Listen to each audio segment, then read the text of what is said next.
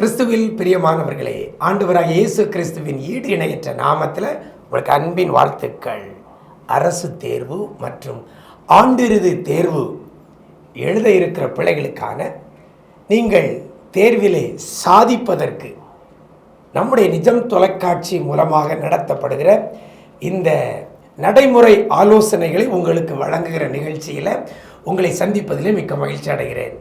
எல்லா நம்முடைய நிஜம் தொலைக்காட்சி நேயர்கள் குடும்பங்களில் இருக்கக்கூடிய ஸ்டூடெண்ட்ஸ் எல்லாம் நீங்கள் இப்போ டிவி முன்னால் நின்று இந்த 1 மணி நேரம் இந்த ஆலோசனையில் பங்கு பெறுவீங்கன்னு சொல்லி ரொம்ப நம்புகிறோம். நிச்சயமாகவே உங்களுக்கு ஆசீர்வாதமாக இருக்கும். பயத்தோடு இருக்கிறீங்களா? எப்படி எழுத போகிறேன்னு சொல்லி கவலைப்படுறீங்களா?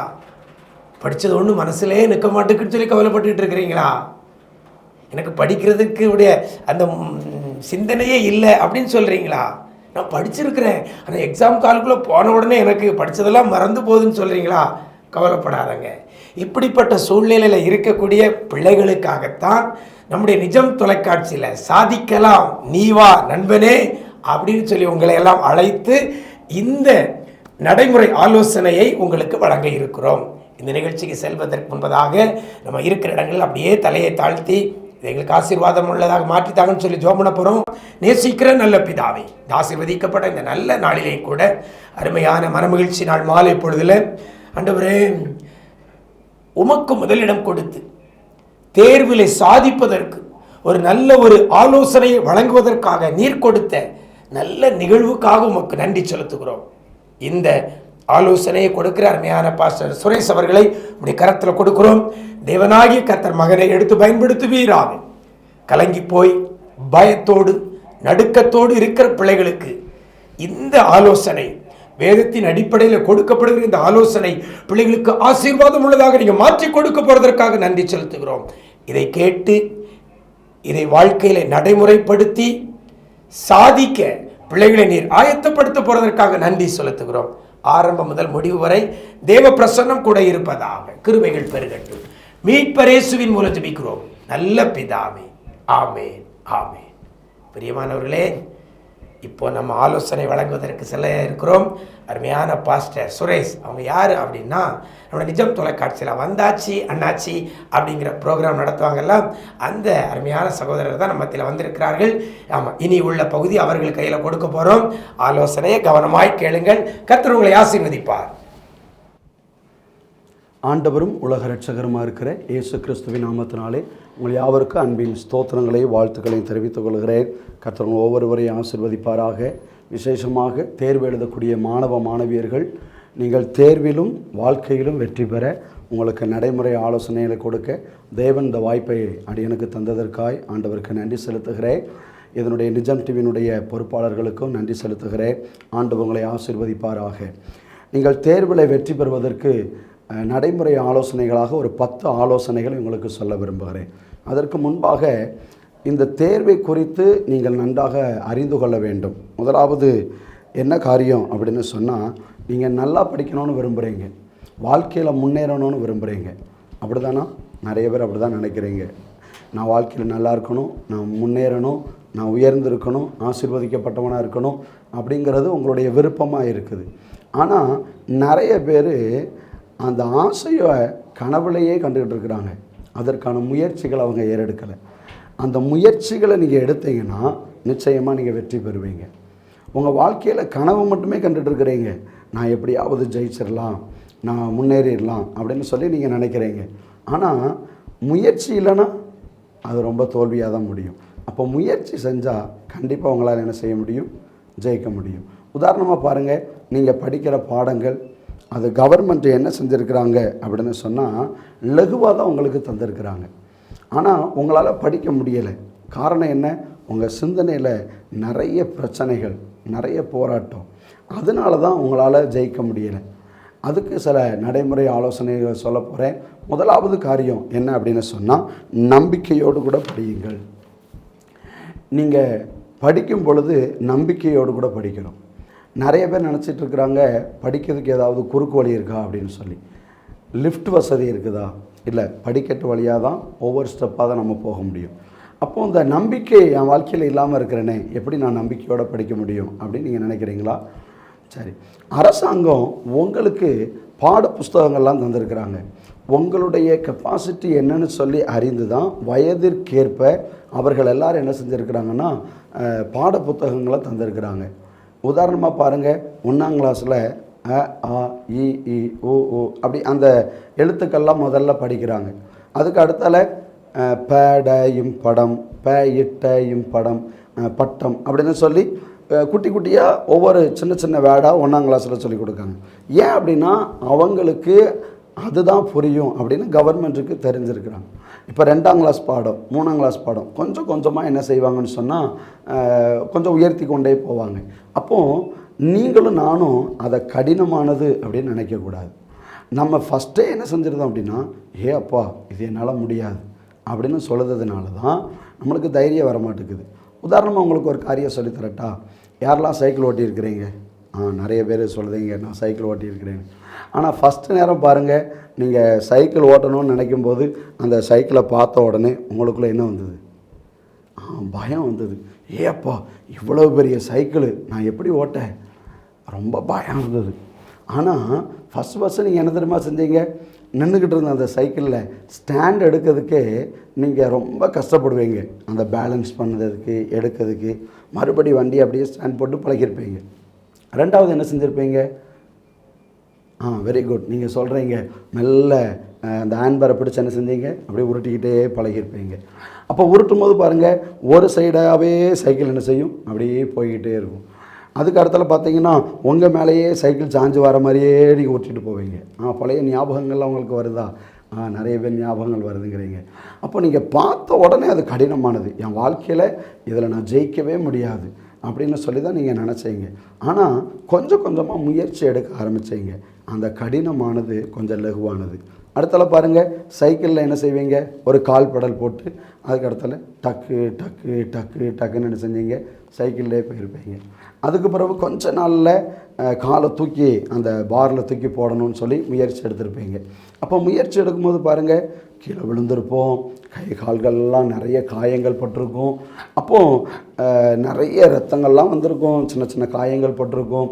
உடனே நீங்கள் ஐயோ இது ரொம்ப கஷ்டம் பார்த்துக்கிடுங்க, இப்படிலாம் அடிபட்டு நான் இதெல்லாம் செய்யணும்னு எனக்கு அவசியம் இல்லை, இது ரொம்ப கஷ்டமானது அப்படின்னு விட்டீங்களா? இல்லைல்ல. நீங்கள் என்ன தெரியுமா நினச்சிங்க? பரவாயில்ல, இந்த பொண்ணுக்கெல்லாம் மருந்து போட்டு எல்லாம் சரி பண்ணிடலாம் அப்படின்னு முயற்சி பண்ணி நீங்கள் நம்பிக்கையோடு கூட மறுபடியும் அதில் பிரயாசம் எடுத்ததுனால தான் உங்களுக்கு சைக்கிள் ஓட்ட முடிஞ்சது. அப்படி தானே? Very good. இதே மாதிரி தான் நீங்கள் படிக்கிற பாடங்கள் கடினமானதல்ல, எளிமையானது அப்படின்னு சொல்லி நீங்கள் தைரியத்தோடு கூட படித்தீங்கன்னா உங்களால் என்ன செய்ய முடியும்? ஜெயிக்க முடியும். சார், இதுக்கு பைபிளில் ஒரு வசனம் இருக்குது. என்ன தெரியுமா? என்னை பலப்படுத்துகிற இயேசு கிறிஸ்துவினாலே எல்லாவற்றையும் செய்ய எனக்கு பலன் உண்டு. அந்த வசனத்தை சொல்லி ஏசப்பாவுடைய நாமத்தை மகிமைப்படுத்தினீங்கன்னா உங்களால் முடியும். சரியா? ரைட். ரெண்டாவது காரியம் பாருங்கள். ரெண்டாவது காரியம் முதல்ல சொன்னேன், நம்பிக்கையோடு கூட படியுங்கள் அப்படின்னு சொன்னேன். அப்படி தானா? சரி, ரெண்டாவது காரியம் என்ன அப்படின்னு சொன்னால் புரிந்து படியுங்கள். என்ன சொல்லுங்கள்? புரிந்து படியுங்கள். நிறைய பேர் என்ன தெரியுமா நினைக்கிறாங்க? நான் படிக்கிற பாடம் எனக்கு புரியவே மாட்டேங்குது அப்படின்னு சொல்லுதாங்க. அப்போது என்ன அர்த்தம் அப்படின்னா, உதாரணத்துக்கு நான் உங்களுக்கு சொல்லுகிறேன். ஒரு எஸ்ஸே இருக்குன்னு வைங்களா. இப்போ நான் படிக்கும்போது Peter was a small boy, இப்போவும் 10th இருக்குன்னு நினைக்கிறேன்.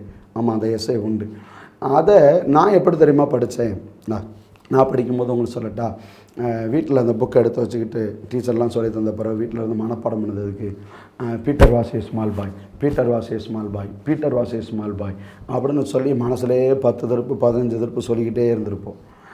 அப்போது இது மனப்பாடம் பண்ணணும் அப்படின்னு சொல்லி நான் படிச்சுக்கிட்டே இருக்கிறேன்.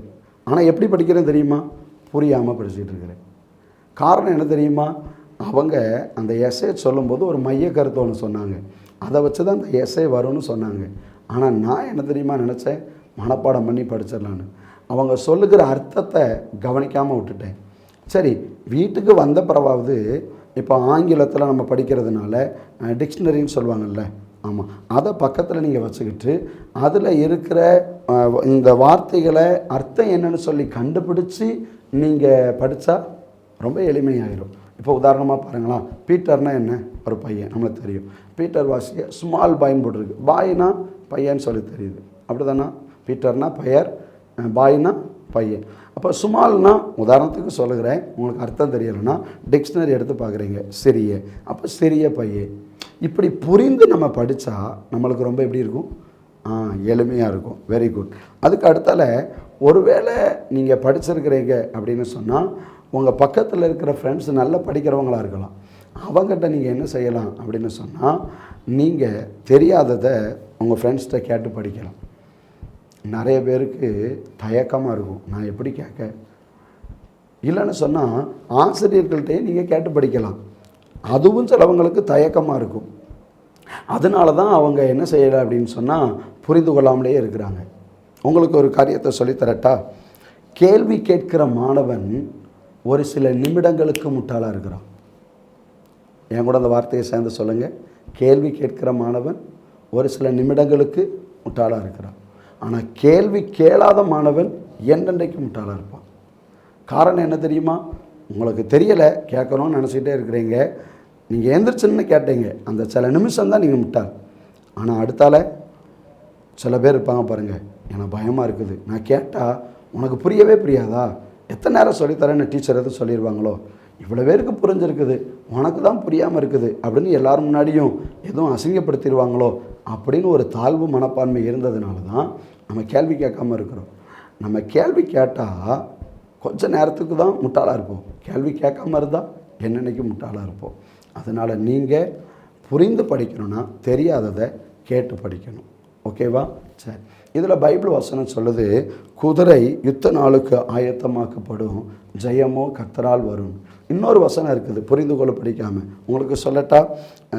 என்ன அப்படின்னு சொன்னால், ஒருவன் ஞானத்தில் குறைவுள்ளவனாக இருந்தால் யாவருக்கு சம்பூர்ணமாய் கொடுக்கிறவரும் ஒருவரையும் கடிந்து கொள்ளாதவருமாகிய தேவனிடத்தில் கேட்க கடவன் அப்படின்னு வசனம் இருக்குது. அப்போது நம்ம ஆண்டவர்கிட்ட ஞானம் கேட்கறது தப்பு இல்லை, ஏன்னா அவர் ஞானத்தின் தேவன், நிச்சயமாக ஞானம் தருவார். ரைட். மூன்றாவது காரியம் உங்களுக்கு சொல்லுகிறேன், மனதில் பதியும் அளவிற்கு படியுங்கள். எல்லாரும் சேர்ந்து சொல்லுங்கள், மனதில் பதியும் அளவிற்கு படியுங்கள். பாருங்கள், படிக்கிறதுக்கு நிறைய நேரங்கள் இருக்கிறது, நிறைய முறைகள் இருக்குது. சில பேர் என்ன தெரியுமா செய்வாங்க, இந்த நியூஸ் பேப்பர் படிக்கிற மாதிரி என்ன செய்வாங்கன்னா அப்படியே எடுத்து அப்படியே என்ன செய்வாங்கன்னா மேலோட்டமாக பார்ப்பாங்க. இந்த ஹெட்டிங் நியூஸ் பார்ப்பாங்க பாருங்கள், அதுக்கு உள்ளே இருக்கிற விஷயத்தை பார்க்க மாட்டாங்க. அதுக்கு அடுத்தால உள்ள பேஜுக்கு போயிடுவாங்க. அதுக்கு அடுத்தால அப்படி ஹெட்டிங்கை பார்த்துக்கிட்டே இருப்பாங்க. அதுக்கு அடுத்தால என்ன செஞ்சுருவாங்க, விளையாட்டு செய்திக்கு போயிடுவாங்க. இந்த நியூஸ் பேப்பரில் படிப்பாங்க பாருங்கள், கடைசியில் பார்த்தா நான் படித்து முடிச்சிட்டேன் அப்படிம்பாங்க. அப்போ இதில் ஏதாவது மனசில் புரிஞ்சிருக்குதா? ஒன்றுமே இல்லை. ஏன்னா செய்தித்தாள் வாசிக்கிற மாதிரி அப்படி போயிட்டே இருக்கிறோம். அதனால தான் மனசில் புரியலை. அப்போ மனசில் புரியணும்னா உங்களுக்கு உதாரணமாக ஒரு காரியம் சொல்கிறேனே, உங்கள் ஸ்கூலில் மேம் இல்லைனா சாரு அவங்க டீச் பண்ணதாங்க பார்த்தீங்களா, இதை நீங்கள் கேட்குறீங்க பாருங்கள், இந்த கேட்பதின் மூலமாக 5% உங்களுக்கு புரியும்.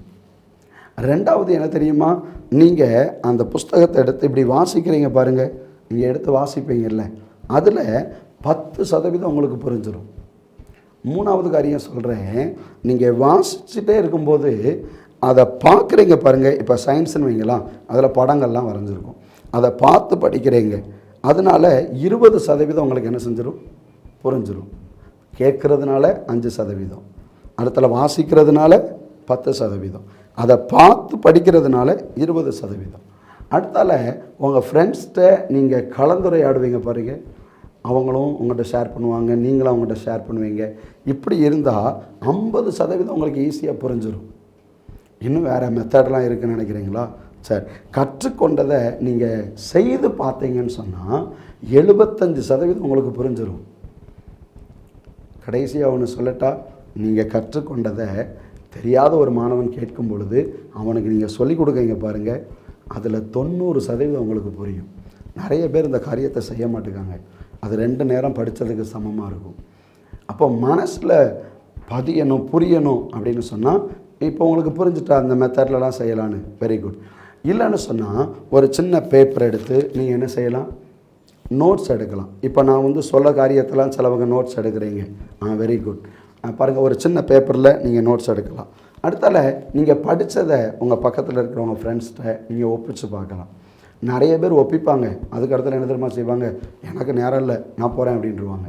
ஆனால் அவங்களும் படிச்சிருப்பாங்கல்ல, அவங்களும் ஒப்பிச்சாங்க அப்படின்னு சொன்னால் நீங்கள் கேட்டிங்கன்னா கூட ஒரு நேரம் படித்ததுக்கு அடையாளமாக இருக்குது பார்த்தீங்களா? அப்போ ஒப்பிச்சு படிக்கலாம். Very good.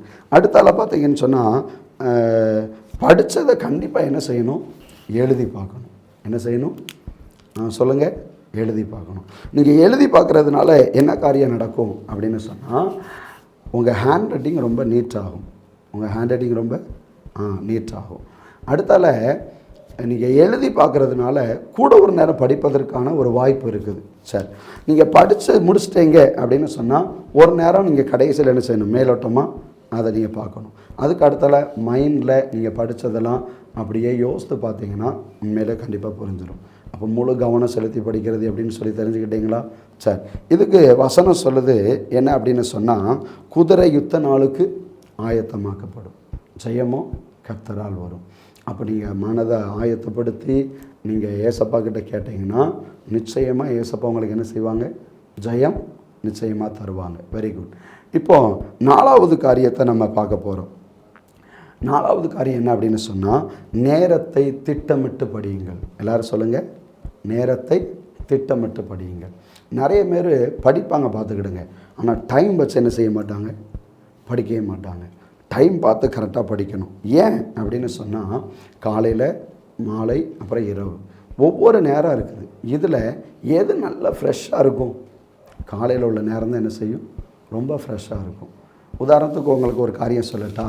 நிறைய பேர் டைம் அப்படின்னு உடனே 3 மணிக்கு எழும்புகிறவன் முனிவன். சொல்லுங்கள். 3 மணிக்கு எழும்புகிறவன் முனிவன். 4 மணிக்கு எழும்புகிறவன் ஞானி. எல்லோரும் சேர்ந்து சொல்லுங்களா? 4 மணிக்கு எழும்புகிறவன் ஞானி. 5 மணிக்கு எழும்புகிறவன் அறிஞன். 5 மணிக்கு எழும்புகிறவன் அறிஞன். 6 மணிக்கு எழும்புகிறவன் மனிதன். நம்மளை தான் சொல்லுது. 6 மணிக்கு எழும்புகிறவன் மனிதன். 7 மணிக்கு எழும்புகிறவன் எருமை அப்படின்னு சொல்லுதாங்க. அப்போ 8 மணிக்குன்னு கேட்குறீங்களா? அது எந்த ஃபெல்லோட கொண்டு சேர்க்கணும்னு தெரியலை. சரி, அப்போ பாருங்கள், காலை நேரம் ரொம்ப பிரயோஜனமான நேரம், நல்ல ஃப்ரெஷ்ஷாக இருக்கும்.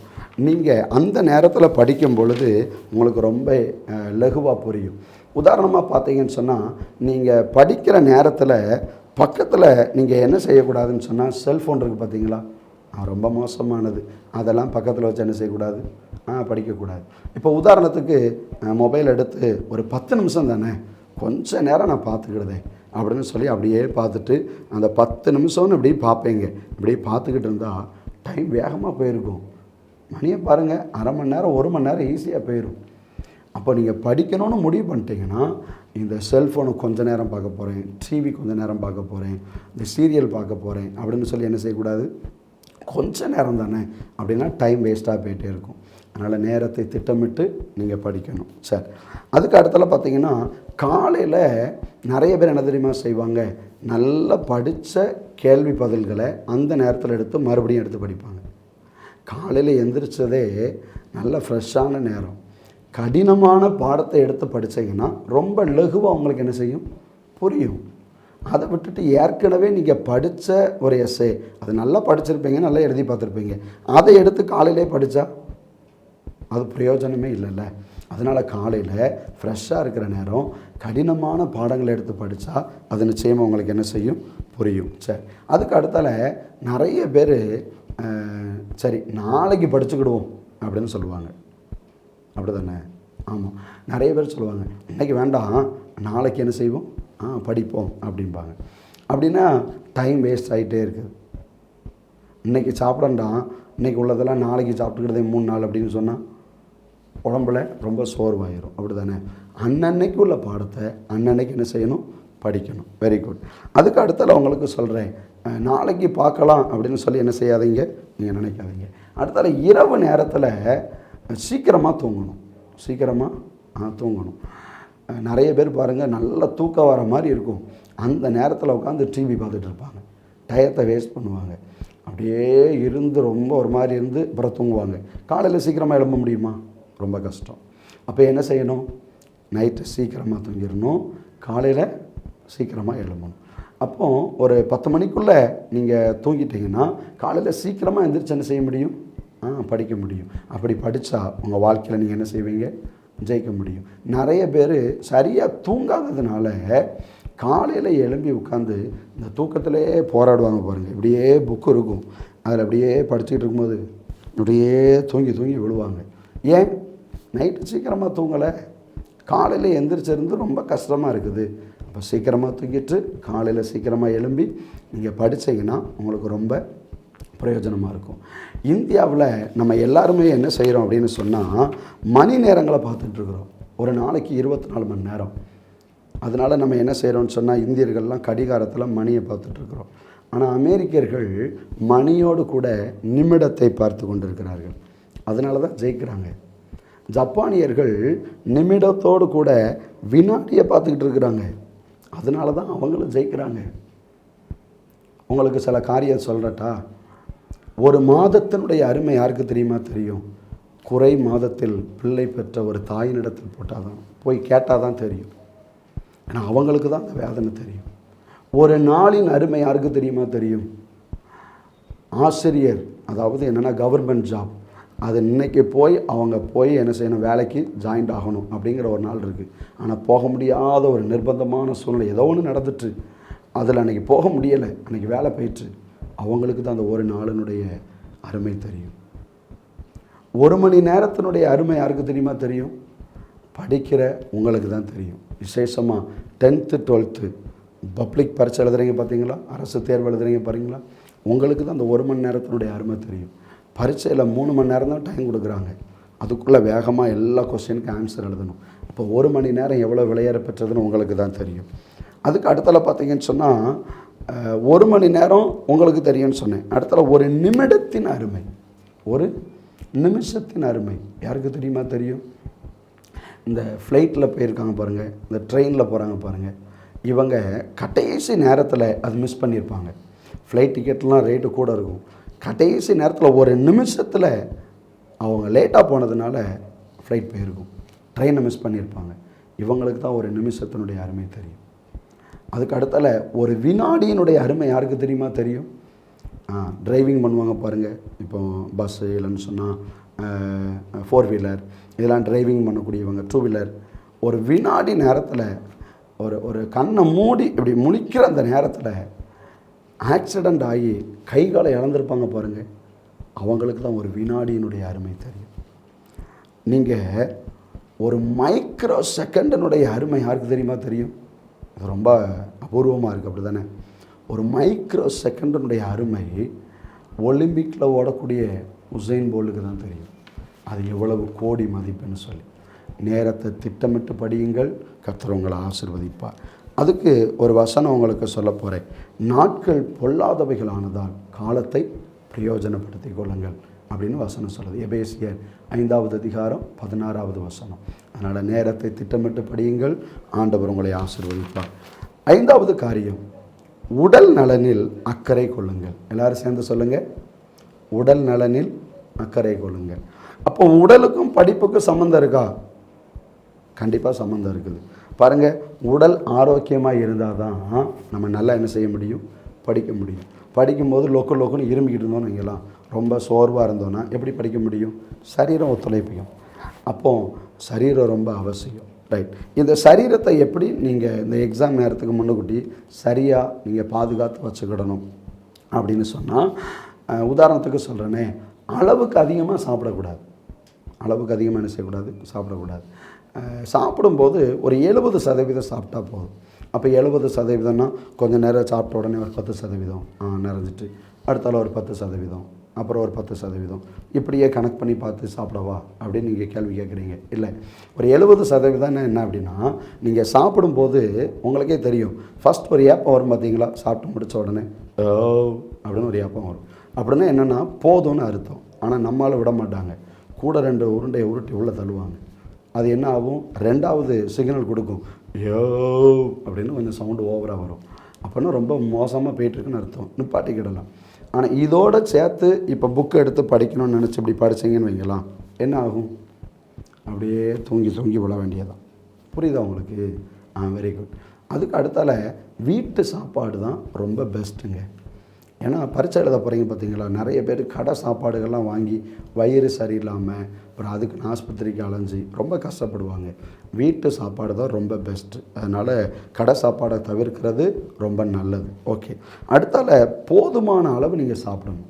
போதுமான அளவு சாப்பிடணும். இந்த காய்கறிகள், பழ வகைகள் இதெல்லாம் நல்லா சாப்பிட்லாம். அதெல்லாம் உடம்புக்கு ரொம்ப ஹெல்த்து. போதுமான அளவு நீங்கள் நல்லா தண்ணி குடிக்கணும். ஏன்னா இது வெயில் நேரம் பார்த்தீங்களா, சூடு பிடி ரொம்ப கஷ்டமாயிரும். அதனால் நல்ல தண்ணீர் குடிக்கணும். ஓகேவா, ரைட். அதுக்கு அடுத்தல பார்த்தீங்கன்னா சரியான நேரத்தில் சாப்பிடணும். நிறைய பேர் பாருங்கள் காலையில் சாப்பிடாமலே ஸ்கூலுக்கு போவாங்க. இப்போ இந்த நிகழ்ச்சி பார்க்குற நிறைய பேர்கிட்ட காலையில் சாப்பிடாமல் எத்தனை பேர் போகிறீங்கன்னு கேட்டால் நிறைய பேர் கை தூக்குவீங்க. ஏன்னா நேரம் இல்லை, ரொம்ப லேட் ஆகிட்டு அப்படின்னு போகிறீங்க. உதாரணத்துக்கு உங்கள் டீச்சரை பாருங்களாம், அவங்க வேறு ஒரு ஊர்லேருந்து அந்த ஸ்கூலுக்கு வருவாங்க. அப்போ காலையிலே சீக்கிரமாக எழும்பி அதுக்கு அடுத்தால அவங்களுக்குள்ள வேலைகள்லாம் முடித்து சமையல் பண்ணி கணவருக்கு கொடுத்துட்டு பிள்ளைகளுக்கெல்லாம் ரெடி பண்ணிவிட்டு டைம் குறிப்பிட்ட நேரத்தில் தான் பஸ்ஸு வரும். அதுக்குள்ளே பஸ் ஏறி இந்த இடத்துக்கு வந்து ஸ்கூலில் வந்து சரியான நேரத்தில் அட்டண்டன்ஸ் போட்டு அசம்பிளியில் நின்று, அப்போது இவங்கெல்லாம் நேரத்தை சரியாக கடைபிடிக்கிறதுனால தான் என்ன செய்கிறாங்க, அவங்களுடைய வேலைகள் தொடர்ந்து நடக்குது. அதனால தான் உங்களுக்கு சொல்லுகிறேன், நீங்கள் சரியான நேரத்தில் சாப்பிடணும் அப்படிங்கிறேன். சாப்பிட்ற நேரம் மாறி மாறி போயிடக்கூடாது. சரியா, கொஞ்சம் லேட்டாக சாப்பிட்டுக்கிடுவோம் அப்படின்னு சொன்னால் ரொம்ப சோர்வு வந்துடும். சரியான நேரத்துக்கு சாப்பிட்டிங்கன்னா நல்லா படிக்க முடியும். மனதை எப்போதும் நீங்கள் சந்தோஷமாக வச்சுருக்கணும். தேவையில்லாத டென்ஷன் அப்படின்னு சொல்லி இருந்ததுன்னா சரீரம் ரொம்ப வித்தியாசமாகிடும்.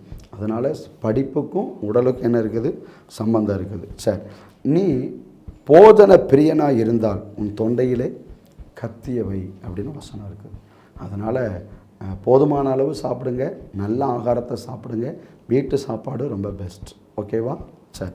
அதுக்கு அடுத்தால 6வது காரியம் என்ன காரியம் அப்படின்னு சொன்னால் தைரியமாக இருங்கள். சொல்லுங்கள், தைரியமாக இருங்கள். இந்த தைரியத்துக்கு ஆப்போசிட் என்ன? வெரி குட், நிறைய பேர் சொல்கிறீங்க பயம். அப்போ நிறைய பேருக்கு பயம் இருக்குது. என்ன பயம் தெரியுமா? நிறைய பேருக்கு பயம். என்ன பயம் தெரியுமா? பரீட்சையை குறித்த பயம். எக்ஸாமுக்கு இன்னும் ஒரு வாரம் தான் இருக்குது. ஐயோ என்ன செய்ய இந்த பயம் வேண்டாம். ஓகேவா, ரைட். 2வது காரியம், கடினமான கேள்வி கேட்டுருவாங்களோ, நான் பரீட்சைக்கு படிச்சிருக்கிறேன் ஆனாலும் கஷ்டமாக கேட்டுருவாங்களோ, அது பயத்தை கொண்டு வரும். 3வது காரியம், சரியான மார்க் போடுவாங்களா, நான் பரீட்சை எழுதியிருக்கிறேன் ஆனால் நல்ல மார்க் சரியாக போடுவாங்களா, நீங்கள் என்ன எக்ஸாமே எழுதலை ஆனால் சரியான மார்க் போடுவாங்களேன்னு எதுக்கு இப்போ உங்களுக்கு பயம்? அது தேவையில்லாத பயம். சரியா, ரைட். அடுத்தால கடைசி நேரத்தில் சிலவங்க சொல்லுவாங்க, என்ன தெரியுமா சொல்லுவாங்க, இந்த கொஸ்டினை நீ படிச்சியா, இது முக்கியமான கொஸ்டின் அப்படின்னு சொல்லுவாங்க. உடனே இவங்களும் அப்படியா, இந்த ஒரு கொஸ்டினை மட்டும்தான் நான் படிக்காமல் விட்டுட்டேன், அச்சோ இருங்க வேகமாக படிச்சிருந்தேன்னு இப்படியே படித்தா ஏற்கனவே படித்ததெல்லாம் என்ன செஞ்சிடும், மறந்து போயிடும். அப்போ பயம் வருமா வராதா? கண்டிப்பாக பயம் வரும். சரி, அதுக்கு அடுத்தால உங்களுக்கு பயம் வர்றதுக்கு காரணம் என்ன தெரியுமா?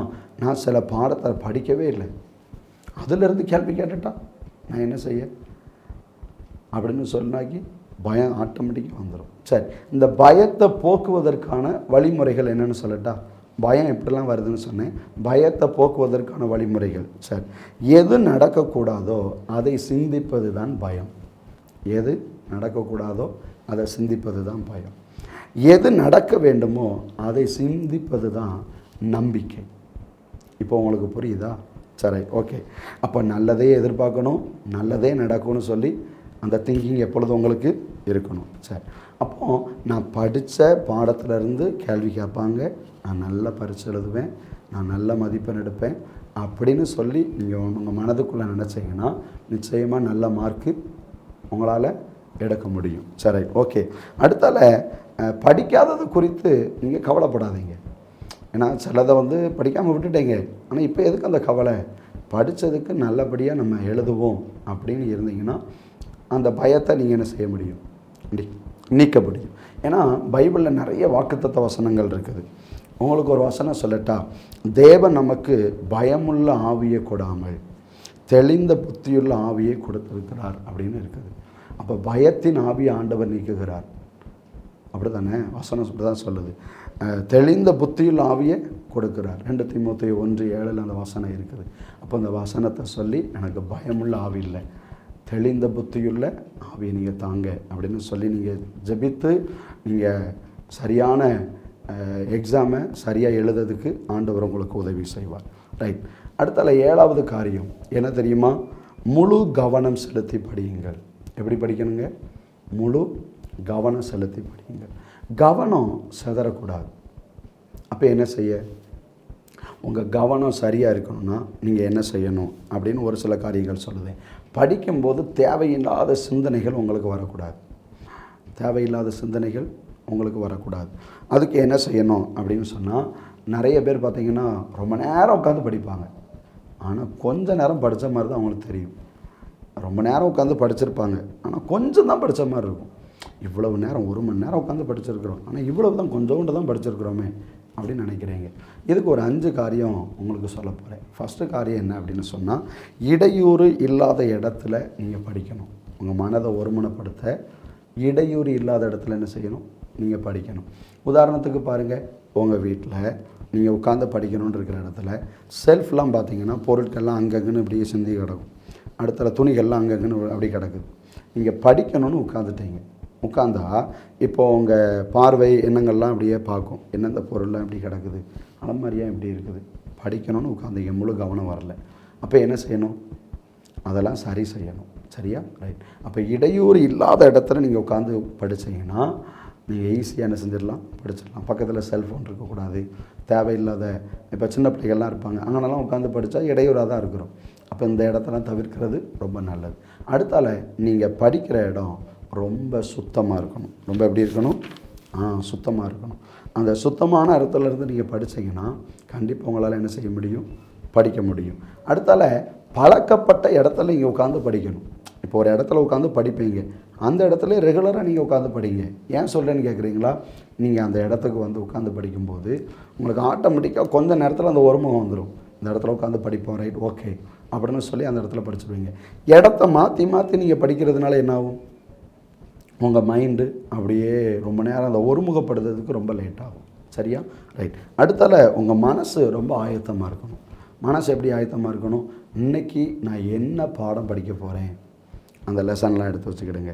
எவ்வளவு நேரம் படிக்க போகிறேன், இந்த படிக்க போடக்கூடிய அந்த பாடத்தினுடைய அந்த முக்கிய அம்சங்கள்லாம் என்ன அப்படின்னு சொல்லி நீங்கள் ஒரு டைமை செட்டில் பண்ணி உங்கள் மனசை ஆயத்தப்படுத்தி இன்றைக்கி இந்தந்த லெசன் படிக்கிறேன் அப்படின்னு சொல்லி நீங்கள் படித்தீங்கன்னா உங்கள் மனசு ஆயத்தமாக இருந்ததுன்னா உங்களால் நல்லா படிக்க முடியும்.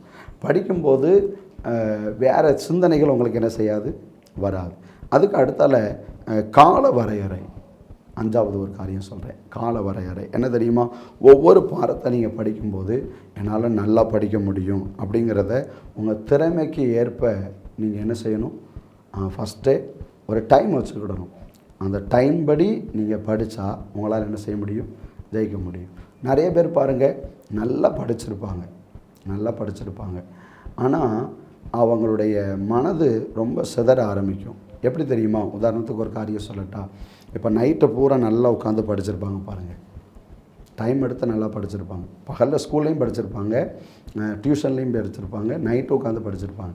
இப்போ எல்லாம் முடித்ததுக்கு அடுத்தால நைட்டு தூங்குகிற நேரத்தில் டிவியில் ஏதாவது ஒரு சீரியல் பார்ப்பாங்க. ஏதாவது ஒரு சீரியலை உட்காந்து இப்படி பார்த்துக்கிட்டே இருப்பாங்க. அப்படி ஒவ்வொரு சீரியலாக அப்படி பார்த்துட்டு அதுக்கு அடுத்தால தான் என்ன செய்யுது? மொபைல் அப்படி இப்படின்னு சொல்லி எல்லாமே பார்த்துட்டு அதுக்கு அடுத்தால அப்படியே படுத்து தூங்கிடுவாங்க. இதனால என்ன நடக்கும்? காலையில் எழும்புவாங்க பாருங்கள், படிக்கணும்னு இருப்பாங்க. இப்போ படித்ததெல்லாம் அடித்தட்டில் இருக்க மாதிரி இருக்கும். ஆனால் நைட்டு படுக்கும்போது இந்த டிவி பார்த்தது, இந்த மொபைலில் பார்த்தது, இதுதான் ஃபஸ்ட்டு காலையில் எழுந்திரிச்ச உடனே அப்படி ஞாபகம் வரும். திடீர்னு பாருங்கள், புக் எடுத்து வச்சுக்கிட்டு அப்படியே சிரிப்பாங்க. இந்த காமெடிலாம் ஞாபகம் வர மாதிரி இருக்கும். அப்போ காரணம் என்ன? நல்லா படித்தீங்க, அது உண்மைதான். ஆனால் படுக்கும்போது தேவையில்லாத காரியத்தை நீங்கள் உள்ளே ஏற்றுனதுனால தான் உங்களால் முழு கவனம் செலுத்தி என்ன செய்ய முடியலை? படிக்க முடியலை. அதனால் தேவையில்லாத காரியத்தை நீங்கள் என்ன செய்யக்கூடாது? பார்க்கக்கூடாது. நைட்டு சீக்கிரமாக தூங்கும்போது மொபைல் மேக்ஸிமம் நீங்கள் தொடாதீங்க, டிவியில் பார்க்காதீங்க. சின்ன பிள்ளைகிட்ட அரட்டை அடித்து விளையாடுறது இதெல்லாம் நிப்பாட்டிட்டு காலையில் எழும்பி படித்தீங்கன்னா உங்கள் மனசு சிதறாது. சரியா? ஓகே. அதுக்கு அடுத்தால பார்த்தீங்கன்னா வேத வசனம் சொல்லுது, ஆண்டவர் சொல்லுதார், நான் உனக்கு போதித்து நீ நடக்க வேண்டிய வழியை உனக்கு காட்டுவேன், உன்மேல் என் கண்ணை வைத்து உனக்கு ஆலோசனை சொல்லுவேன் அப்படின்னு சங்கீதம் 32:8 ஒரு வசனம் சொல்லுது. அப்போது இப்போ எத்தனை காரியம் சொல்லியிருக்கிறேன்? வெரி குட், 7 காரியம் சொல்லியிருக்கிறேன். இப்போ 8வது ஒரு காரியத்தை நாம் தெரிந்து கொள்ளலாம். தேர்வு எழுத ஆரம்பிக்கும் முன் கவனத்தில் கொள்ள வேண்டியவைகள். தேர்வு எழுத ஆரம்பிக்கும் முன் கவனத்தில் கொள்ள வேண்டியவைகள் என்னெல்லாம் தெரியுமா? தேர்வுக்கு புறப்படுறதுக்கு முன்னாடி தேவையில்லாத டென்ஷன் இருக்கக்கூடாது. தேவையில்லாத என்ன இருக்கக்கூடாது? டென்ஷன் இருக்கக்கூடாது. நிறைய பேர் டென்ஷன், நேரம் ஆயிற்று இல்லை, பொறுமையாகவே எல்லாம் செய்யலாம். அதுக்கு அடுத்தால நீங்கள் பரீட்சைக்கு போவதுக்கு முன்னுக்கூட்டியே ஹால் டிக்கெட் எடுத்து வச்சுருக்கணும். அடுத்தால பேனா 2 பேனா வச்சுருக்கணும். சரியா? இப்போ ஒரு பேனா தான் கொண்டு போகிறீங்கன்னா பரீட்சை எழுதும் போது சரியாக எழுதலை, அப்போ பக்கத்தில் இருக்க மாட்டேன் இன்னொரு பேனா கொண்டு வச்சுருக்கியா அப்படின்னு கேட்டால் அது நல்லா இருக்காது. அப்போ என்ன செய்யலாம்? 2 பேனா கொண்டு போகிறது ரொம்ப நல்லது. அடுத்தல பென்சிலு, ஸ்கேலு, ரப்பரு, அந்த ஜாமெட்ரி பாக்ஸு எல்லாமே எடுத்து வச்சுருக்குறோமா அப்படின்னு சொல்லி ஒரு நேரம் என்ன செஞ்சுக்கிடணும், நீங்கள் செக் பண்ணி பார்க்கணும். அதுக்கு அடுத்தால பரீட்சை எழுதுகிற இடத்துக்கு அரை மணி நேரத்துக்கு முன்னுக்கூட்டி என்ன செஞ்சிடணும், போயிடணும். அப்படின்னா தான் உங்களுக்கு தேவையில்லாத டென்ஷன் இருக்காது. நீங்கள் போன உடனே எந்த ஹால், என்னுடைய நம்பர் எங்கே இருக்குது அப்படின்னு முன்னுக்கூட்டியே கரெக்டாக தெரிஞ்சு கொஞ்சம் ரிலாக்ஸாக உங்களால் என்ன செய்ய முடியும், எக்ஸாம் எழுத முடியும். சரி, அதுக்கு அடுத்தால உள்ள ஹாலுக்கு போன உடனே உட்கார்ந்த உடனே ஒரு மனசுக்குள்ளே ஒரு சின்ன ப்ரேயர் பண்ணுங்க. ஏசப்பா, நான் பரீட்சை எழுத வந்திருக்கிறேன், எனக்கு நீங்கள் உதவி செய்யுங்க, எனக்கு ஞாபக சக்தியை தாங்க அப்படின்னு சொல்லி சத்தமாக இல்லை, மனசுக்குள்ளே நீங்கள் அமைதியாக நீங்கள் ஆண்டவர்கிட்ட ப்ரேயர் பண்ணலாம். சரி, அது ஒரு 2 நிமிஷத்தில் ப்ரேயர் பண்ணிவிட்டு அதுக்கு அடுத்தால அவங்க கொஸ்டின் கொடுப்பாங்க, பேப்பர் கொடுப்பாங்க. இதில் உங்களுக்குள்ள நம்பர் இருக்குது பாருங்கள், ஹால் டிக்கெட் நம்பர், அதை ஃபஸ்ட்டு எழுதணும். அடுத்தால பதிவு எண், அதுக்கு அடுத்தால பக்க எண்கள்லாம் போட்டு பேப்பரில் நீங்கள் ஒழுங்காக என்ன செய்யணும், நீங்கள் அதை எழுதணும். சரி, அடுத்தால தேர்வு ஆரம்பிக்கிறதுக்கு முன்னுக்கூட்டி சிலவங்க என்ன தெரியுமா செய்வாங்க, ஆமாம், முக்கியமான இந்த கேள்வி கண்டிப்பாக கேட்பாங்க, போன வருஷம் கேட்டாங்க, தொடர்ந்து இந்த கேள்வி கேட்டுக்கிட்டே இருக்காங்க, இந்த கேள்வியை நீ படிச்சியா இல்லையா, ஐயோ அந்த ஒரு கேள்வி தான் படிக்காமல் விட்டுட்டேன், அது எங்கே இருக்குது அப்படின்னு அந்த நேரத்தில் போய் எடுத்துக்கிட்டு ஒவ்வொன்றா இப்படி எடுத்து படித்தீங்கன்னா என்ன ஆகும், ஏற்கனவே படித்தது என்ன செஞ்சிடும், மறந்துடும், படபடப்பு வந்துடும். இப்போ என்ன செய்ய, ஐயோ இந்த கொஸ்டின் கேட்டால் என்ன செய்ய. அப்போ இந்த படபடப்பெல்லாம் நீங்கள் நீக்கணும்னா நீங்கள் நல்லா படிச்சிருக்கிறீங்க, நான் படித்த கேள்வி எனக்கு வரும், நான் நல்ல எக்ஸாம் எழுதுவேன் அப்படின்னு சொல்லி அந்த நம்பிக்கையோடு கூட என்ன செய்யுங்க, நீங்கள் எழுதுங்க. சரி, அதுக்கு அடுத்தால பார்த்தீங்கன்னா தேர்வு நீங்கள் எழுதும்போது கேள்வித்தாள் முழுவதும் நல்லா கவனமாக வாசிக்கணும்.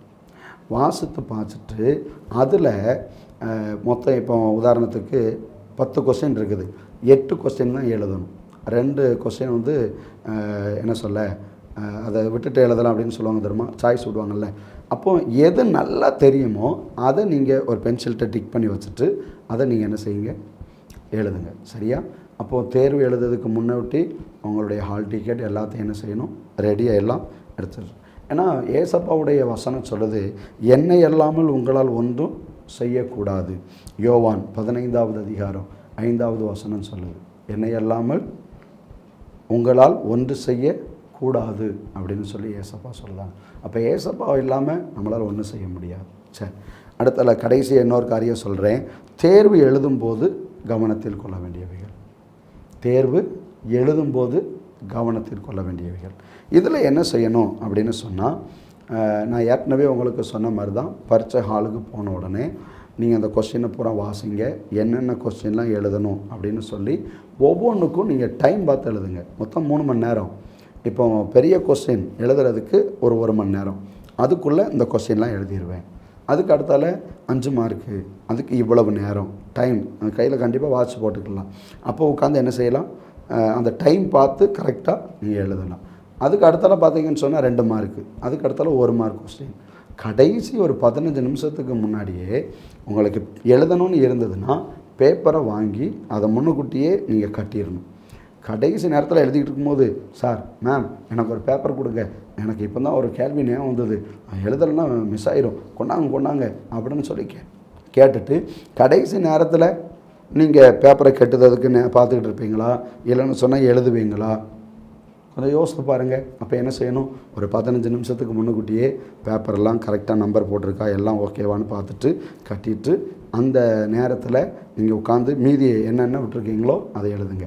அதுக்கு அடுத்தல கடைசி ஒரு 5 நிமிஷம் அந்த நேரத்தில் என்ன செய்யுங்கன்னா, ஒரு நேரம் நீங்கள் செக் பண்ணி பாருங்கள், கேள்விக்கான சரியான நம்பர் போட்டிருக்கேனா, எல்லாம் மாற்றி போட்டிருக்கேனா. நிறைய பேர் ஆன்சர் கரெக்டாக எழுதியிருப்பாங்க, ஆனால் என்ன செய்வாங்க தெரியுமா, நம்பரை தப்பாக போட்டிருப்பாங்க, அந்த கேள்வி நம்பரை தப்பாக போட்டிருப்பாங்க. அப்போ என்ன ஆகும், மார்க் இல்லாமல் போயிடும். புரியுதா உங்களுக்கு? ஒரு கேள்வி பதில் முடிஞ்ச உடனே ஸ்கேலை வச்சு என்ன செய்யுங்க, ஒரு கோடு போடுங்க. முக்கியமான சில வார்த்தைகளுக்கு என்ன செய்யணும், ஆமாம், ஏதாவது பச்சை இல்லைன்னா சிகப்பு அதை இல்லாமல் வேறு ஏதாவது ஒரு கலரில் அதை நீங்கள் அண்டர்லைன் பண்ணி காமிக்கலாம். அப்போ அவங்க பார்த்த உடனே அந்த மைய கருத்தை பார்ப்பாங்க, உள்ளே இருக்கிற ஹெட்டிங்கை பார்ப்பாங்க, நல்லா நீட்டாக எழுதியிருக்கிறாங்க அப்படின்னு சொல்லி டிக் பண்ணி ஆசிரியர்கள் திருத்துவதற்கு ரொம்ப எளிமையாக இருக்கும். சரி, அப்போது இன்னொரு காரியமாக சொல்லுதேன், நீங்கள் தேர்வு எழுதும்போது எல்லா கொஸ்டினுக்கும் என்ன செஞ்சுருங்க, ஆன்சர் எழுதிடுங்க. இப்போ 10 மார்க் கொஸ்டின் அப்படின்னு சொல்லி கேட்டிருக்காங்கன்னா இதில் 8 கொஸ்டின் எழுதணும் அப்படின்னு சொன்னால் அந்த 8 கொஸ்டின் எழுதியிருக்கேனா, ஓகே, ஒரு கேள்வி கூட விட்டுறக்கூடாது. 5 மார்க் கொஸ்டின், 2 மார்க் கொஸ்டின். அப்போது எல்லாத்துக்கும் நீங்கள் பதில் எழுதியிருந்தீங்கன்னா உங்களுக்கு நல்ல மார்க் என்ன செய்யும், கிடைக்கும். நிறைய பேர் என்ன செய்வாங்கன்னு சொன்னால் நிறைய மறந்துட்டு என்ன செய்ய அப்படின்னு விட்டுருவாங்க. இல்லை, நீங்கள் படித்த கேள்வி இருந்ததுன்னா கண்டிப்பாக அதுக்கு என்ன செஞ்சுருங்க, ஆன்சர் நீங்கள் எழுதுங்க. Right, okay. அடுத்தால தேர்வு நேரம் முழுவதையும் நீங்கள் பயன்படுத்துங்க. நிறைய பேர் பாருங்கள், எக்ஸாமுக்கு ஒரு 3 மணி நேரம், 2.5 மணி நேரத்துக்குள்ளே பரீட்சையெல்லாம் எழுதி முடிச்சுட்டேன் இனிமேல் என்ன அப்படிங்கிற மாதிரி இப்படி உட்காந்துருப்பாங்க. இல்லை, கரெக்டாக எல்லா டயத்தையும் சரியாக நீங்கள் யூஸ் பண்ணுங்கள். ஓகேவா? அடுத்தால இடையில என்ன செய்யுங்கன்னா, உங்களுக்கு தண்ணி தாகம் இருந்ததுன்னா சார்ட்டை கேட்டு நீங்கள் போய் தண்ணி குடிச்சுக்கிடலாம். கொஞ்சம் புத்துணர்ச்சியாக இருக்கும், நீங்கள் அதை எழுத முடியும். சரிதானா? நிறைய பேர் பாருங்கள், எக்ஸாம் எழுதும்போது அவங்களுக்குள்ள ஒரு தவறான எண்ணங்களை உள்ள வச்சுருப்பாங்க.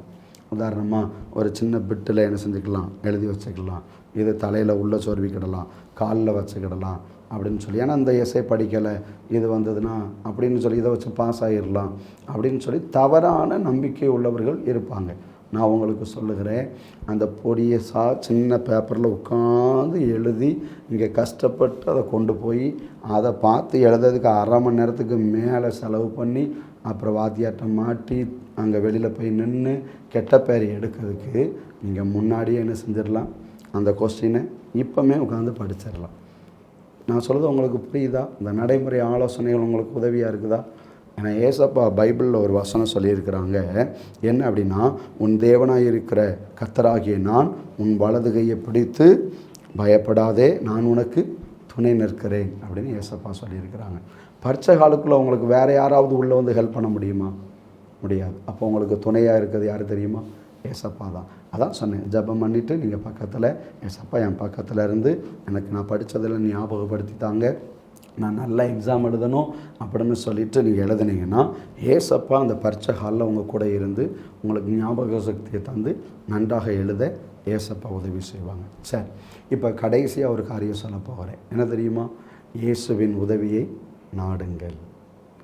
எல்லாரும் எக்ஸாமில் ஜெயிச்சிருவாங்க, எக்ஸாமில் நல்ல மார்க்கு எடுத்து வெற்றி பெற்றுருவாங்க, ஆனால் வாழ்க்கையில் என்ன செஞ்சுருவாங்கன்னா தோற்றுருவாங்க. என்னன்னு சொல்கிறீங்க கேட்குறீங்களா? வாழ்க்கையில் எப்படி தோப்பாங்கன்னு கேட்குறீங்களா? உங்களுக்கு ஒன்று சொல்கிறேன். இந்த உலக வாழ்க்கை முடிஞ்ச பிறகு இன்னொரு வாழ்க்கை இருக்குது, ஏசப்பாவோடு கூட வாழ்கிற வாழ்க்கை, பரலோக வாழ்க்கை. அதை நம்ம இழந்துடக்கூடாது. நான் சொல்கிறது உங்களுக்கு புரியுதா? உதாரணத்துக்கு நான் உங்களுக்கு சொல்கிறேனே, இந்த டம்ளரில் பாருங்கள், இதில் தண்ணி இருக்குது, இந்த தண்ணீரை நான் ஊற்றுறேனே. சரி, ஓகே. நீங்கள் படிக்கணும்னு நினைக்கிறீங்க, ஆனால் உங்களுக்கு தேவையில்லாத எண்ணங்கள், தேவையில்லாத கெட்ட பழக்க வழக்கங்கள் அப்படின்னு சொல்லி ஒரு பொய் சொல்கிறது, இல்லைன்னா ஒரு களவு செய்கிறது, இல்லைன்னு சொன்னால் இப்படி சின்ன சின்ன தவறுகள் அப்படின்னு சொல்லி சின்ன சின்ன தவறுகளாக நீங்கள் இப்படி ஏதாவது 1-2 அப்படி கொஞ்சம் கொஞ்சமாக இப்படி பண்ணிங்கன்னா பாருங்கள், உங்களால் படிக்க முடியுமா? உங்கள் சிந்தனை சிதைஞ்சிக்கிட்டே போகும், உங்களால் முயற்சி பண்ணி சரியாக படிக்க முடியாது. இப்போ நீங்கள் நினைக்கலாம், இப்போ என்னுடைய ஒரு விரல் இருக்குது பார்த்தீங்களா, இதை வச்சு நான் எப்படியாவது இந்த காரியத்திலேருந்து மேற்கொண்டுடலாம், நான் சீக்கிரத்துக்குள்ளே இந்த பொய்யெல்லாம் சொல்ல மாட்டேன், இன்னும் பார்த்து எழுத மாட்டேன் அப்படின்னு அப்படியே முயற்சி எடுத்து நீ எல்லாமோ சின்ன சின்ன தவறுகள் செஞ்சுருப்பேன். கடவுளுக்கு பிடிக்காதது எல்லாமே பாவம்தான். அப்போ பிடிக்காத செய்கிறது எல்லாமே என்னது? பாவம்தான். அப்போ உன்னுடைய முயற்சியினால் எந்த விதமான மாற்றமும் இல்லை. ஒரு நாள் செய்யாமல் இருப்பேன், 2 நாள் செய்யாமல் இருப்பீங்க, அதுக்கடுத்தால 1 வாரம் முயற்சி பண்ணி சில காரியங்கள் பண்ணாமல் இருப்பீங்க. ஆனால் மறுபடியும் அந்த பாவத்துக்குள்ளாக நீங்கள் படிக்க முடியாதபடி அது உங்கள் வாழ்க்கையை என்ன செய்யும்? ரொம்ப மோசமாக்கி இருக்கும். அப்போது நீங்கள் இயேசுடைய உதவியை நாடணும். ஏன் அந்த இயேசுடைய உதவியை நாடணும்? வாழ்க்கையில் ஜெயிக்கணும்னா, பரலோக வாழ்க்கை நமக்கு வேணும்னா, இந்த உலகத்துக்கு இயேசு கிறிஸ்து வந்தார் என்பதை நீங்கள் விசுவாசிக்கணும். என்னுடைய பாவத்தை போக்கினார். வசனம் சொல்லுது, இயேசு கிறிஸ்துவின் ரத்தம் சகல பாவங்களை நீக்கி நம்மை சுத்திகரிக்கும் அப்படின்னு சொல்லி. இன்னொரு வசனம் சொல்லுது, என்ன தெரியுமா? நான் உங்களுக்கு சொல்லுகிறேன், தன் பாவங்களை மறைக்கிறவன் வாழ்வடைய மாட்டான், அவைகளை அறிக்கை செய்து விட்டு விடுகிறவனும் இரக்கம் பெறுவான் அப்படின்னு வசனம் சொல்லுது. அப்போ நம்ம என்ன செய்யலாம்? ஏசப்பா கிட்ட நம்மளை அறிக்கையிடணும். நான் செஞ்சதெல்லாம் தவறு தான், என்னை மன்னிங்க, உங்கள் ரத்தத்தினால என்னை கழுகி சுத்திகரிங்க அப்படின்னு ஏசப்பாட்ட கேட்கணும். ஏன் அப்படின்னா, இயேசுவின் ரத்தம் சகல பாவம் நீக்கி நம்மை சுத்திகரிக்கும். அப்போ பாவத்தை நீக்கக்கூடிய வல்லமை உடையது. அப்போ மைண்டில் ரொம்ப மோசமான காரியங்கள்லாம் நம்மளை பாதிக்கப்பட்டு இருக்கிறோம். இதிலேருந்து யார் விடுதலை தர முடியும்? கல்வாரி சிலுவையில் இயேசு கிறிஸ்து அந்த முள் முடியில் ஏற்றுக்கொண்டாங்க பாருங்கள். அது ரொம்ப பயங்கர விஷம் உள்ளது, சாபமானது. ஒரு முள் குத்துனாலே நம்மளாம் அப்படியே இறந்துருவோம். அதில் அவ்வளோ விஷம் இருக்கும். அத்தனை சாபத்தையும் நம்ம சிந்தனையில் தேவையில்லாத எண்ணங்கள்லாம் நிறைய இருந்து படிக்க முடியாததுக்கு பாருங்கள். இப்படிப்பட்டதெல்லாம் இயேசுவே ஏற்றுக்கொண்டார். அதனால தான் அவருடைய இரத்தத்தினால நமக்கு விடுதலை தருவார். தன் பாவங்களை மறைக்கிறவன் வாழ்வடைய மாட்டான், அவைகளை அறிக்கை செய்து விட்டு விடுகிறவனோ இரக்கம் பெறுவான் அப்படின்னு வசனம் சொல்லுது. அப்போ நீ ஏசப்பா என் பாவத்தெல்லாம் மன்னிங்க, உங்கள் ரத்தத்தினால என்னை கழுகி பரிசுத்தப்படுத்துங்க அப்படின்னு சொல்லி நீங்கள் கேட்கும்போது பாருங்கள், உங்கள் வாழ்க்கையை ஏசப்பா என்ன செய்வாங்க? உங்கள் இருதயத்தை பரிசுத்தமாக மாற்றிடுவாங்க. நீங்கள் நல்லா படிக்க முடியும். ஆனாலும் நீங்கள் நினைக்கிறீங்க, மறுபடியும் இந்த பாவ பழக்கங்களில் சாத்தான் ஏதாவது என்ன சொல்லிடுவானோ அப்படின்னு சொல்லி அதில் விழுந்துருவேனோ, மறுபடியும் மொபைலுக்கு அடிக்ட் ஆகிடுவேனோ, கேமுக்கு அடிக்ட் ஆகிடுவேனோ அப்படின்னு சொல்லி உங்களுக்குள்ள ஒரு பயம் இருக்கும். சாத்தானை சொல்லுவான். என்ன சொல்லுவான் தெரியுமா? அதெல்லாம் ஒன்றும் பிரச்சனை இல்லை, நீ கொஞ்சம் எல்லாத்தையும் என்ன செய்ய மறுபடியும் பண்ணு அப்படின்னு சொல்லுவான். அவன் என்ன தான் சொன்னாலும் ஏசப்பா உங்கள் கூட இருக்கிறதுனால நீங்கள் சொல்லணும், ஏசப்பா அவருடைய இரத்தத்தினால என்னை கழுகி பரிசுத்தப்படுத்தினதுனால என் இருதயம் எப்போது எப்படி இருக்கும்? சுத்தமாக இருக்கும், பரிசுத்தமாக இருக்கும். அப்போ நம்ம பரிசுத்தப்படுத்துகிறது யாரால் தான் முடியும்? இயேசுவால் தான் முடியும். பாருங்கள், அப்போது பரலோக வாழ்க்கைக்கு இந்த பரிசுத்தம் உள்ளவர்கள் தான் என்ன செய்ய முடியும்? இயேசுடைய அந்த பரலோக வாழ்க்கையை அனுபவிக்க முடியும். அப்போ நீங்கள் வாழ்க்கையில வெற்றி பெறணும்னா உங்கள் பாவமான காரியங்களெல்லாம் இயேசு விட்டு அறிக்கையிட்டு பரிசுத்தமாக வாழ்ந்து அந்த பரலோக ராஜ்யத்தை நம்ம சுதந்திரிக்கலாம். சரி, நீங்கள் நிறைய பேர் நான் பரீட்சை காலுக்கு போவதுக்கு முன்னுக்கூட்டி எனக்கு ஜெபிக்க தெரியாது, நான் எப்படி ஜெபிக்கணும் அப்படின்னு சொல்லி நிறைய பேர் கேட்பீங்க. இப்போ இயேசுடைய உதவியை நீங்கள் நாடி இருக்கீங்க பார்த்தீங்களா? மனுஷனால் இது கூடாது தான், ஆனால் தேவனால் எல்லாம் கூடும். மனுஷனால் பாவத்தை மன்னிக்க முடியுமா? உங்களை சுத்திகரிக்க முடியுமா?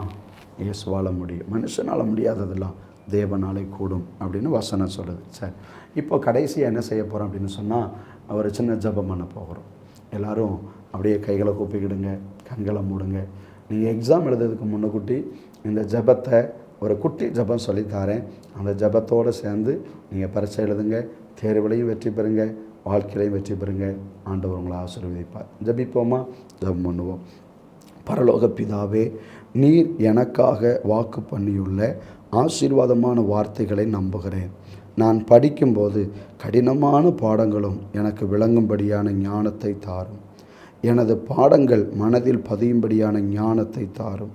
நான் தேர்வு எழுதும்போது நான் படித்த பாடங்களை மீண்டும் எனக்கு ஞாபகப்படுத்தும். விடைத்தாள்களை திருத்துபவர்களின் கண்களில் தயவு கிடைக்கவும் அதிக மதிப்பெண்கள் பெற்று வெற்றி பெறவும் என்னை ஆசீர்வதியும். துதி கன மகிமை யாவும் உமக்கே. ஆண்டவர் இயேசுவின் நாமத்தில் ஜெபிக்கிறேன் நல்ல பிதாவே, ஆமென். இயேசுதாமே உங்கள் பரீட்சையிலும் வாழ்விலும் வெற்றி பெற உங்களை ஆசீர்வதிப்பாராக. God bless you.